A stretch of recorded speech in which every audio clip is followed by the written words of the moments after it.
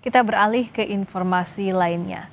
Mendikbudristek periode 2019-2024 Nadiem Makarim memenuhi panggilan pemeriksaan Kejaksaan Agung. Nadiem diperiksa sebagai saksi atas kasus dugaan korupsi pengadaan laptop Chromebook di Kemendikbudristek.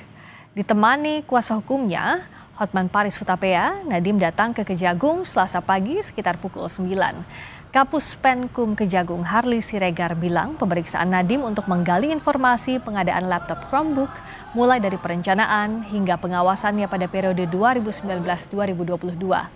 Ini merupakan pemeriksaan kedua kalinya terhadap Nadiem setelah pemeriksaan pertama di Kejagung pada 23 Juni 2025 lalu.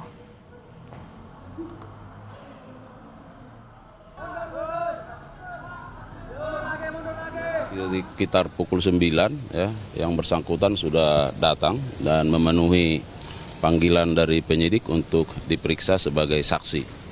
Tentu momen ini sangat urgen karena tentu penyidik selama ini sudah melakukan berbagai pemeriksaan dan pemanggilan terhadap berbagai pihak dan melakukan penggalian terhadap berbagai informasi ya, mengumpulkan bukti-bukti dan termasuk bahwa penyidik juga kan sudah melakukan pembacaan, pengkajian, analisis terhadap barang bukti baik berupa dokumen maupun apa yang terdapat di dalam barang bukti elektronik.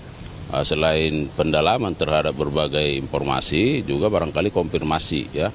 Nah, antara lain terkait dengan bagaimana fungsi-fungsi pengawasan ya yang dilakukan dalam konteks bagaimana pengadaan Chromebook ini ya, baik dari sisi perencanaannya, pelaksanaan hingga kondisi saat ini. Dan